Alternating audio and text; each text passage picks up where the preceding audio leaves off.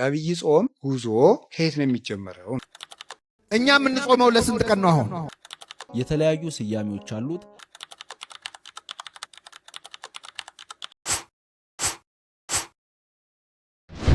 የአብይ ጾም ጉዞ ከየት ነው የሚጀመረው?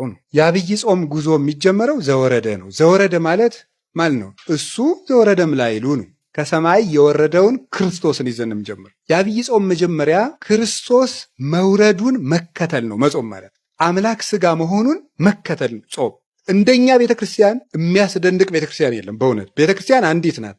ግን በመዋቅር ደረጃ በኢትዮጵያ ኦርቶዶክስ ተዋሕዶ ቤተክርስቲያን ያለው ስርዓት ድንቅ ነው። ይሄ የሆነው ደግሞ በታላቁ መብራታችን በቅዱስ ያሬድ ምክንያት እና ዘወረደ ብሎ የሰራልን እሱ ነው።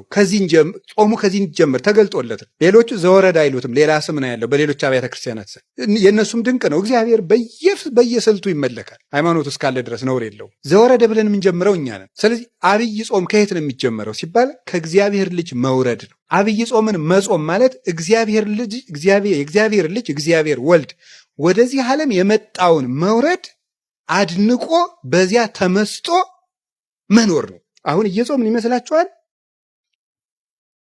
የመጀመሪያዎቹ ክርስቲያኖች ክርስቶስ ወደዚህ ዓለም የወረደበትን ምስጢር ለማድነቅ ብለው አብይ ጾም ሊገባ ሲል ዮርዳኖስን ተሻግረው በረሃ ሄደው 40ውን ቀን ሰንብተው የሆሳዕና ዕለት ነበር መልሰው የሚገናኙ። በሐዋርያት ዘመን የነበሩት ማለት ዳቧቸውን ቋጥረው ዮርዳኖስን ተሻግረው በረሃ ሄደው ሁሉም ለየብቻው ሆኖ የክርስቶስን ወደዚህ ዓለም መምጣት እያደነቀ ከርሞ የሆሳዕና ይገናኛል። ስለዚህ በክርስቶስ ሰው መሆን መደነቅ ነው። ዘወረደ ገባ፣ ጾም ገባ ሲባል ዘወረደ ስንል እግዚአብሔር እኮ እኛን ለማዳን መጣ ብሎ በዚህ ተደንቆ ጾሙን መጀመር ነው። እግዚአብሔር ወደዚህ ዓለም መጣ የሚለውን እንዲደንቀን መሆን ነው። ደንቆን ከጾም ነው ጥሩ ነው። እንዲደንቀን አንድ ሁለት ነገሮች እንደው ሊቃውንቱ ከተናገሩት ልንገራቸው እስቲ። እግዚአብሔር ወልድ ወደዚህ ዓለም መምጣቱን ይዘን መደነቅ እና እዚያ ጋር የምናደርገዋል። አሁን በዘወረደ ሳምንት ማድረግ ያለብን ነገሮች አሉ። በዘወረደ ሳምንት የመጀመሪያው ማመን ማድነቅ ነው። የምናደንቀው ሰው ሆኖ ወደዚህ ዓለም የመጣበትን ምስጢር ነው። ቅዱስ ዳዊት ምን ብሎ ነበር የተናገረው? አጽነነ ሰማያተ ወረደን ብሎ ነው የተናገረው። የሚያስደንቅ ነገር ነው። ለምንድን ነው ሰማይን ዝቅ ዝቅ አድርጎ መጣ የሚለው? እስኪ በሉ። ሰማይን ዝቅ ዝቅ አድርጎ መጣ። አንድ የበረሃ መነኩሴ የተናገረውን ንገራቸው። ለሰው ልጅ ደግሞ ትትና ምንድን ነው አለ። እኔ በጣም ነው የሚደንቀኝ የዚህ መነኩሴ ንግግር ስሰማ። ለሰው ልጅ ትትና አይገባውም። ለሰው ልጅ የሚገባው አቅሙን ማወቅ ነው። ምክንያቱም አፈር ትትና የለውምና ይላል። ምክንያቱም አፈር መጀመሪያ ምን ያደርገ ነው? የወደቀ ነው። አፈር ወዴት ዝቅ ይላል? ትቢያ አይደለ? አንተ የተፈጠርከው ከምንድን ነው? ከአፈር ነው። አንተ ትሁት ልትባል አይገባም። አንተ አቅምህን ነው ማወቅ ያለብህ። ትሁት ሊባል የሚገባው ማን ነው? ክርስቶስ ካለ ማንነቱ ወደማይመጥነው የመጣ እሱ ነው። እኛ ሁሉ ነገር ዝቅ ብንል ይመጥነናል፣ መጠናችን ነው። ብንሰደብ መጠናችን ነው። ብንታማ መጠናችን ነው። መሬት ላይ ብንቀመጥ መጠናችን ነው። ለሱ ግን ሁሉ የማይመጥነው ነው። ሁሉ ያለው የሌለው ሆኖ ሲመጣ ነው እንጂ ትትና ደግሞ ሰው ምን ትትና አለው ይላል። አፈር ትትና አለው እንዴ? ሰው እኮ በነገራችን ላይ ነፍሱ ወደ ክርስቶስ እየቀረበች ስትሄድ የራሱ ባደድ ከራሱ እንትን ነው የሚወጣ። እዚህ ቅርፍት ታውቃላችሁ? የእንቁላል ቅርፍት ከዚያ ቅርፍት መውጣት ነው የሚጀምረው። ነፍሱ ትበራለች። አሁን እኛ እኮ ትንንሽ ነገር በተነካን ቁጥር የምንበሳቸው የት ውስጥ ነው ያለ ነው? አሁን እዚያው ቅርፊት ውስጥ ነው። እዚያው ቅርፊት ውስጥ ስለሆን መንደፋደፍ ነው እዚያው ውስጥ። እንዲሁ መንፈስ ቅዱስ መቼ እንደሚፈለፍለን እግዚአብሔር ይርዳን። በእውነት እዚህ ቅርፍታችን መቼ እንደሚያወጣል እዚያው ምንደፋደፍ። ሰው ነፍሱ ወደ ክርስቶስ እየተጠጋች ሲሄድ ከራሱ ማዕቀፍ ከራሱ አጥር ያወጣና ክርስቶስን እያየ መደነቅ ነው። የራሱን ነገር እየረሳ ነው። የኋላውን እየረሳ ወደፊት ምን እላለሁ ያለ ቅዱስ ጳውሎስ፣ እረሳለሁ። የኋላውን እረሳዋለሁ፣ ወደፊት ነው የሚሄደው።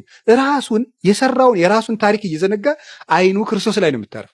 ሰኞ የካቲት 9 አብይ ጾም ይገባል። ለ55 ቀናት የሚጾም ጾም ሲሆን የተለያዩ ስያሜዎች አሉት። ከነዚህ ውስጥ እኔ 3ቱን ልንገራችሁ። የመጀመሪያው አብይ ጾም ይባላል። አብይ መባሉ ከሌሎች አጽዋማት በተለየ ራሱ ጌታችን ኢየሱስ ክርስቶስ በምድር በሥጋ በተገለጠ ጊዜ በመጾም የመሰረተው ጾም ስለሆነ ነው። ሁለተኛ ጾመ ሁዳድ ይባላል። ሁዳድ ማለት ሰፊ የመንግስት መሬት ማለት ነው። ይህ የመንግስት መሬት ሲታረስ፣ አዝመራው ሲሰበሰብ ከልጅ እስከ አዋቂ ሁሉም ዜጋ ይሳተፍበታል። በዚህ ጾምም ከልጅ እስከ አዋቂ ሁሉም ክርስቲያን በጋራ ይጾመዋል። በሰፊ የእርሻ መሬት ብዙ ምርት ወይም አዝመራ እንደሚገኝ ሁሉ በዚህ በትልቁና ሰፊ ቀናት በሚጾመው በአብይ ጾምም ሰፊ የሆነ በረከት ይገኝበታል። በዚህም ጾመ ሁዳዴ ይባላል። ሶስተኛ የድል ጾም ይባላል። አዳምና ሔዋንን ዲያብሎስ በመብል ፈትኗቸው ነበር ድል ያደረጋቸው።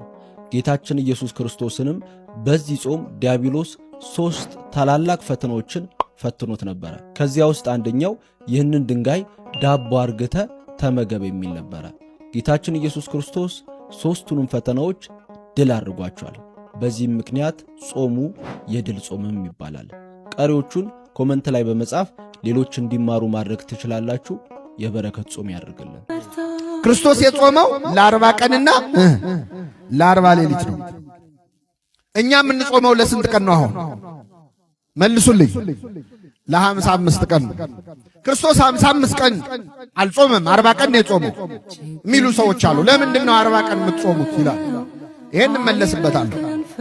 ግን አባቶቻችን አብይ ጾምን እንድንጾም ያዘዙን በትክክል ሰዓቱ እስከ 11 ሰዓት የምንጾመውበት ጊዜ አለ፣ እስከ 9 የምንጾምበት ጊዜ አለ፣ እስከ ምሽቱ 1 ሰዓት የምንጾምበት ጊዜ አለ።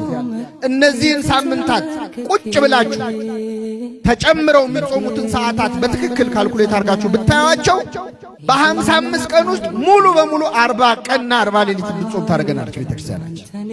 ቅዳሜና እሑድ ምንበላውን ምኑንም ማለት ነው። በጣም አስደናቂ ቤተክርስቲያን ናት።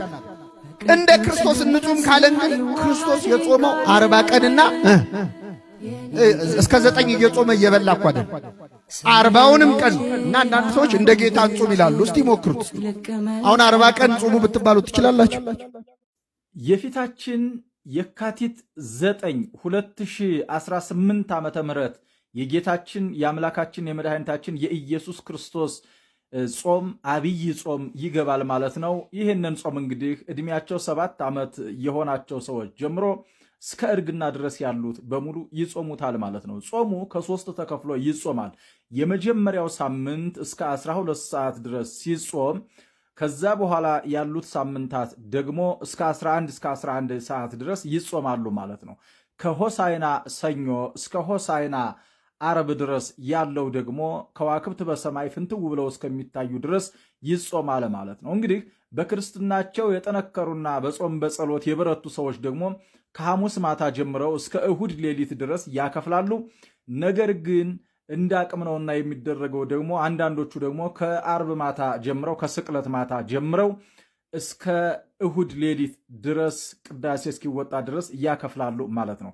እንግዲህ ጾሙ የሚገባው የካቲት 9 ነው። ላልሰማ አሰሙ። ሸር ኮፒ ሊንክ በማድረግ በተለይ ከካህናት ተለይተው የሚኖሩ እህቶች፣ ወንድሞችና አባቶች፣ እናቶች በሌላ ዓለም ላይ የሚኖሩ እንዲሰሙት ይህንን ለሁሉም ሰው 10 ጊዜ ኮፒ ሊንክ በማድረግ አድርሱልን። ቤቱን ፎሎ አድርጉ። የልዑል እግዚአብሔር ቸርነት ከሁላችን ጋር ይሁን። ጾሙን የተባረከ ያርግልን።